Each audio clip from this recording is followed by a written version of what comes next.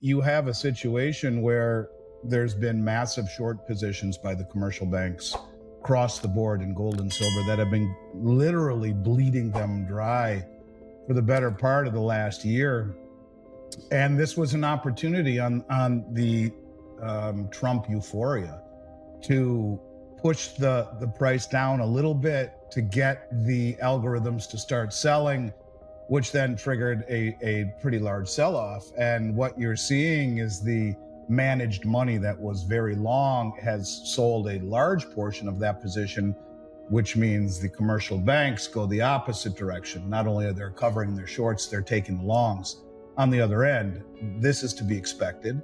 I was wondering how these banks would ever get out of these short positions, and I think this is an opportunity for them to do that. But in terms of, where this is ultimately going, I think nothing has changed at all. In fact, look, Trump is a proponent of very low interest rates. I mean, he'd like negative interest rates if he could. During his last tenure, he was calling the Fed boneheads for not implementing zero or even negative interest rates. And so when you talk about a situation of lower interest rates and a weaker dollar, that's bad for the purchasing power of the currency. Certainly that's good for the banks, that's good for Wall Street, but it's also very, very, very inflationary. What happens is that lately, as the front end of the market, the bond market, the yield, the rates have been pushed down, the back end's going up commensurate, if not more. In fact, they've lowered the front end by 75 basis points and the back end is up over 80 basis points over that same period of time. In other words, the 10-year treasury, which is the most important treasury. It's the one that is tied to the mortgages, it's tied to the credit cards, to the auto loans, it's tied to leases, commercial leases in terms of real estate. So yeah, I think that this was to be expected, and it shouldn't shock people. And to see it move in the direction that it is going, when you see the stock market and cryptocurrencies taking off the way that they have, again, it's only exacerbating this correction, which is really something that the big commercial banks, I think, are welcoming. Now, at the same time, where this becomes kind of dicey is that you have half of the world looking at these depressed prices as an opportunity to load up on gold and silver at subsidized prices, that being the central banks and the BRICS nations. So yeah, this is the market exhaling and irrational exuberance, if you will, because while this will be good for the country on many levels, it doesn't change the fact that even if you had a guy like Elon Musk come in and trim all the fat, all of it, and we get into a much more streamlined situation with the government, the Congressional Budget Office, which is a nonpartisan group out of Washington, maybe the last nonpartisan group, has come out and said that by 2031, in just 4 years, 100% of tax revenue goes just to pay the interest on the debt and the mandatory entitlements like Social Security and Medicare. And how do you retain your status as the supreme authority in the world, if you will, in terms of militarily and in terms of financially, when you're borrowing things like military spending, which is discretional? Everything that is discretional would need to be borrowed. Everything other than the mandatory payments for maintaining the interest on the debt and the entitlements like Social Security and Medicare. So it's a situation that we've gotten so far down the rabbit hole. We are so indebted by reigniting the inflation engine, by dropping rates. Again, we're not learning from our mistakes and we're just papering over the same problem. So I'm very optimistic, at least in terms of what it means for the country to go back to some form of sanity from a standpoint of culturally. But in terms of financially, no, I think that gold and silver will ultimately, as that debt burden gets worse and worse and worse, and we see this debt bubble pop, which I think it will. I mean, you look at the bank in Lindsay, Oklahoma, which I think was a test case that failed. And all of the uninsured deposits were bailed in. No one's talking about this. Where the hell is the media talking about this. It's crazy how it's gotten no attention, and yet all they had in little podunk flyover country, Oklahoma, was 7 million in uninsured assets, not the hundreds and hundreds and hundreds of millions that Silicon Valley Bank and Signature Bank had with Hollywood money like Oprah and tech startup companies and whatnot that were bailed out. So being your own bank, in my opinion, is not as crazy as it sounds. I think that this is the time to do things like that. Unconventional times certainly call for unconventional actions. If I were going to be in any bank that wasn't, I'd stay out of the regional banks. A credit union is probably better than the large commercial banks.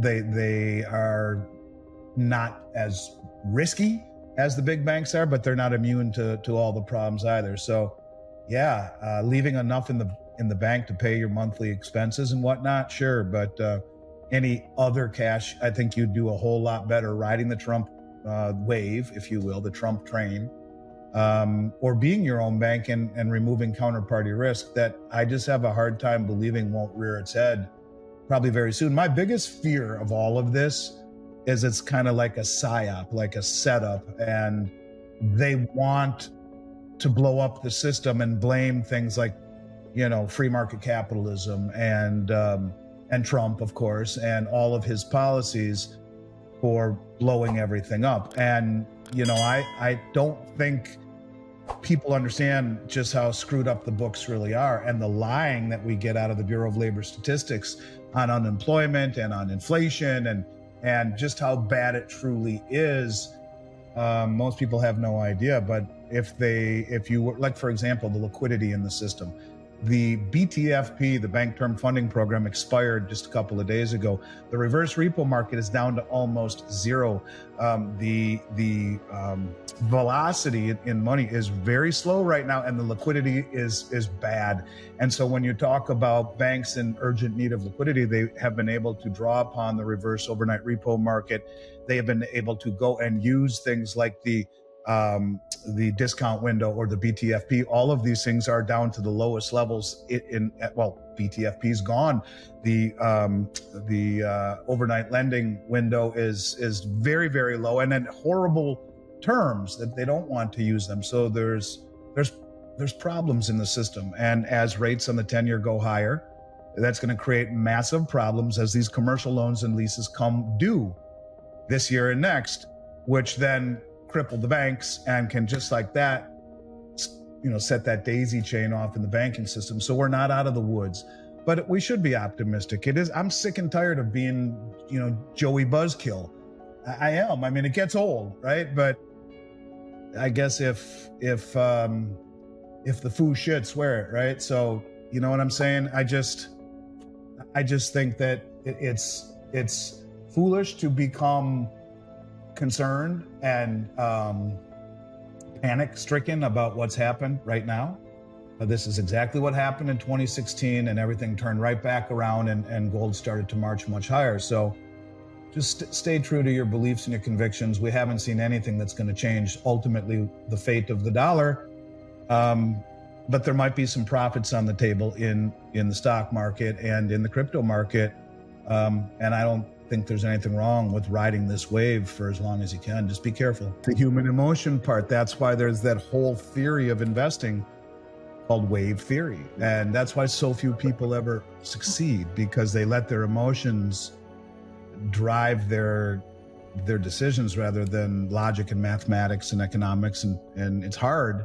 It's hard to not be emotional, right? It's scary when you got kids and you're raising a family and shit, I just lost all my money, or I could lose it. What do I do? And am I missing out? You get FOMO, and then people jump in without even knowing why they jumped in, just because they got FOMO. They didn't do their research.